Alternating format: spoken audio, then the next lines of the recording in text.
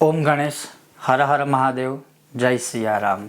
सर्वप्रथम वीडियो शुरू करूँ उससे पहले आप सभी को मेरी ओर से एडवांस में ही दीपोत्सव की और इस दीपोत्सव के सारे जो त्यौहार है एकादशी से आरंभ करके पांडव पंचमी तक के उन सभी त्योहारों के लिए आप सभी को मेरी ओर से बहुत सारी शुभकामनाएं और आप सभी के यह त्यौहार जो है वो बहुत ही अच्छे से जाए, बहुत ही शुभमय हो आपके परिवार के लिए, ऐसे मेरी भगवान गणेश जी से प्रार्थना है।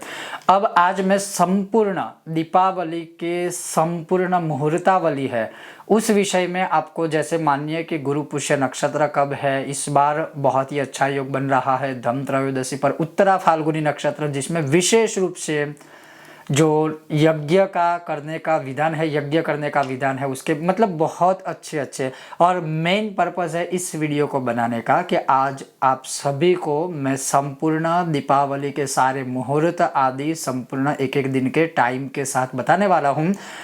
सिर्फ आपको इतना ध्यान रखना है, आप देश काल के अनुसार कुछ जगहों पर हो सकता है, कुछ जगहों पर मैं बोल रहा हूँ कि शायद कोई समय में अंतर हो या तिथि में अंतर हो, अदरवाइज मैंने पूरे हमारे जैसे धर्म सिंधु, निर्णय सिंधु, मुहूर्त शास्त्र के जितने भी हमारे ग्रंथ हैं उन सभी का प्रॉपर अध्ययन, जैसे हर बार मैं कहता हूँ वैसे ही करके ही यह अपलोड कर रहा हूँ ताकि कोई कन्फ्यूजन क्रिएट ना हो। फिर भी आपको सही लगे वो आप आचरित कर सकते हो। तो अगर आपको यह विषय वीडियो पसंद आए तो मैं अवश्य रिक्वेस्ट करूंगा कि सबसे ज़्यादा अधिक से अधिक इस वीडियो को शेयर कीजिए ताकि जो सही प्रॉपर इन्फॉर्मेशन है वो सबको प्राप्त हो पाए।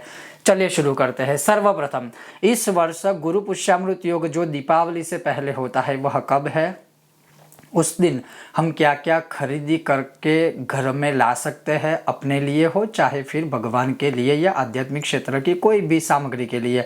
तो इस वर्ष जो गुरुवार युक्त पुष्य नक्षत्र अर्थात गुरु पुष्य नक्षत्र है वह 24 तारीख को है और वह सुबह 6:16 से आरंभ होकर दूसरे दिन 25 तारीख की प्रातःकाल 7:40 तक रहेगा, मतलब अखंड गुरु पुष्यामृत योग है। और इस दिन आप दीपावली के लिए जैसे श्री यंत्र है, कुबेर यंत्र है, कनकधारा यंत्र है, श्वेतार्क गणेश जी है, या चौपड़ा पूजन के लिए नए जो चौपड़ा आदि होते हैं, पुस्तक है, कोई ग्रंथ है, पूजा की कोई भी सामग्री हो, और खास करके इस गुरु पुष्यामृत योग में सुवर्ण, चांदी, तांबा, पीतल या जो भी धातुएं होती उसको अवश्य खरीदना चाहिए। या फिर मैं आपको ये कहूँगा कि आप चाहे तो भगवान में मंदिर के लिए या भगवान के लिए कुछ भी सामग्री ऐसी लाए, और आप अपने निजी कोई प्रयोग के लिए ना लाना चाहते हैं तो सुवर्ण से निर्मित, चांदी से निर्मित, तांबे से निर्मित, पीतल से निर्मित या किसी भी प्रकार की धातुओं का आप घर में आगमन कर सकते हो। तो ये बहुत ही बड़ा दिन है गुरु पुष्यामृत योग, और वह पुष्य नक्षत्र जो है और खास करके दीपावली के समय जब आता है तब पुष्य नक्षत्र के जो अधिष्ठात्रु है भगवान शनिदेव है, और शनि की मंद गति है, और शनि भगवान है जो कर्म के भी देवता है। तो इस पुष्य नक्षत्र में हम जो भी चीज़ खास करके पवित्र वस्तु जो लाते हैं वह लंबे समय तक टिकती है और वह हमें शुभ फल प्रदान करती है। और जैसे पुष्य नक्षत्र का काम है जो भी अरिष्ट चीज़ें हैं उसका हरण करने का। उसके पश्चात रमा एकादशी और गोवत्स द्वादशी, और इसके विषय में भी बहुत सारा कन्फ्यूजन है। तो जो रमा एकादशी और गोवत्स द्वादशी है दोनों एक ही दिन है, और वो है 28 अक्टूबर 2024 के दिन है, और प्रातःकाल 7:51 तक 28 तारीख की प्रातःकाल 7:51 तक एकादशी है, और उसके बाद शुरू हो जाने वाली है गोवत्स द्वादशी। और गोवत्स द्वादशी को जैसे कोई वसु बारस या फिर कोई वत्स बारस या कोई वाक बारस, कोई वाघ बारस, अलग अलग नामों से इनके विषय में मतलब हमारे शास्त्रों में जो शब्द है उसके प्रयोग किए जाते हैं। और उसके पश्चात है धन त्रयोदशी। तो धन त्रयोदशी जो है वह 29 अक्टूबर मंगलवार को है, और प्रातःकाल सूर्योदय से सायंकाल 6:34 तक इस दिन इस बार उत्तरा फाल्गुनी नक्षत्र रहने वाला है, और जो उत्तरा फाल्गुनी नक्षत्र कर रहे हैं उनको अच्छे अनुभव है। रिसेंटली ही मेरे 6 से 7 लोगों से भी बात हुई थी, तो 1 साल से वह उत्तरा फाल्गुनी नक्षत्र का यज्ञ कर रहे हैं। किसी को घर प्राप्त हुआ है, किसी को वाहन प्राप्त हुआ है, कोई कर्जे से मुक्त हुआ है, किसी की कामनाएं पूर्ण हुई है, और ये उन लोगों ने मुझे बताया और मैं आपको शेयर कर रहा हूँ। तो उत्तरा फाल्गुनी नक्षत्र का जो यज्ञ किया जाता है नमः कमलवासिने स्वाहा वाले मंत्र से, वो इस बार धन त्रयोदशी के दिन है, जो बहुत ही उत्तम है, और वो जो है वह 29 अक्टूबर को है और वह मंगलवार को है, और प्रातः काल सूर्योदय से सायंकाल 6:34 तक रहेगा। और ये हो गई इस महान योग के विषय की बात। अब धन त्रयोदशी जो है, जिस दिन श्री यंत्र की पूजा करनी होती है, जिस दिन श्री यंत्र की स्थापना करनी होती है, या जिस दिन श्री यंत्र की 16 उपचार पूजा करनी चाहिए, वह धन त्रयोदशी भी इस बार, और वो भी इस बार 29 तारीख को ही है। हालांकि सुबह 6:41 से लेकर सुबह के ही 10:31 तक जो है वह द्वादशी रहेगी, उसके पश्चात त्रयोदशी आरंभ हो जाएगा। लेकिन इन शॉर्ट में कहे तो पूरा दिन त्रयोदशी ही रहेगा। और ये जो त्रिरात्रि व्रत है, यमदीपदान है, और धन त्रयोदशी में श्री यंत्र की पूजा की जाती है, ना कि सोने चांदी के सिक्कों की। उसके विषय में भी मैं सारा महात्म्य आपको श्रवण करवाऊंगा। तो इस बार जो धन त्रयोदशी की पूजा आदि होगी, श्री यंत्र की पूजा आदि होगी, वह 29 तारीख को मंगलवार के दिन ही होगी।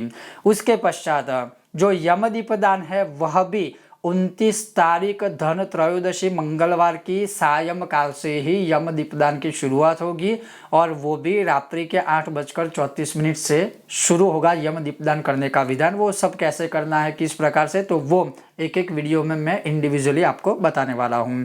उसके पश्चात नरक चतुर्दशी कब है, तो नरक चतुर्दशी जो है वह इस बार बुधवार को है। 30 अक्टूबर बुधवार को नरक चतुर्दशी की पूजा साधना है। नरक चतुर्दशी आरंभ हो रही है दोपहर के 1:15 से आरंभ करके 31 तारीख की प्रातः काल 5:30 बजे तक जो है वह नरक चतुर्दशी है। और नरक चतुर्दशी की साधना जैसे हम जानते हैं कि रात्रि काल में ही की जाती है, तो वो जो रात्रि काल है वो 30 तारीख को ही चतुर्दशी का कवर होगा। तो नरक चतुर्दशी जो है वह बुधवार को नरक चतुर्दशी की साधना आदि किया जाएगा, और उसका जो पूजा काल है, पूजा समय है, क्या करना चाहिए क्या नहीं, उसके ऊपर मैं वीडियो बना के आपको बताऊंगा। उसके पश्चात दीपावली कब है, चौपड़ा पूजन आदि कब करना है, तो दीपावली जो है वह 31 अक्टूबर गुरुवार को होगी, और दोपहर तक तो जैसे चतुर्दशी होने वाली है, और दोपहर 3:52 के पश्चात जो है वह दीपावली अर्थात अमावस्या तिथि का आरंभ होने वाला है। तो मैं ये भी कहूँगा, ये जो संधि काल होने वाला है चतुर्दशी और दीपावली अर्थात अमावस्या का, यह जो संधि काल होगा उसमें भी पूजा करने का बहुत ही अच्छा श्रेष्ठ समय कहलाएगा, जो मैं आपको आने वाले समय में वीडियो में बताने वाला हूं। तो इन शॉर्ट में 31 तारीख गुरुवार को दीपावली मनाई जाएगी, और उसी दिन सायंकाल से लेकर उसके अगले दिन प्रातः काल तक आप चौपड़ा पूजन, लक्ष्मी पूजन आदि कर सकते हो। लेकिन दीपावली की रात्रि जो है, जो लक्ष्मी पूजन, गणेश लक्ष्मी स्तोत्र आदि करने का विधान है, वह 31 तारीख को ही होगा। तो 31 तारीख को दीपावली होगी। उसके पश्चात अभ्यंग स्नान विधि वो भी 31 तारीख को ही होगी। जो अभ्यंग स्नान किया जाता है वह 31 तारीख को गुरुवार को ही करना है, और वो कैसे करना है, किस प्रकार से करना है, वो भी आपको आने वाले समय में मैं बताऊंगा। उसके पश्चात है जो विक्रम संवत्सर कार्तिक शुक्लादि जो होता है, जो नूतन वर्ष का आरंभ किया जाता है या होता है। नूतन वर्ष जो है वह 2 नवंबर, और विक्रम संवत्सर का जो आरंभ है वो भी उसी दिन होगा। अन्नकूट महोत्सव आदि भी जो है वो भी उसी दिन होगा, और गोवर्धन पूजा आदि भी उसी दिन होने वाली है। उसके पश्चात जो यमद्वितीया है, भाई दूज है, वह 3 नवंबर को होगी अर्थात भाई दूज, और यमद्वितीया है, यमुना जनपाल आदि है, वो भी जो है 3 नवंबर को होगा।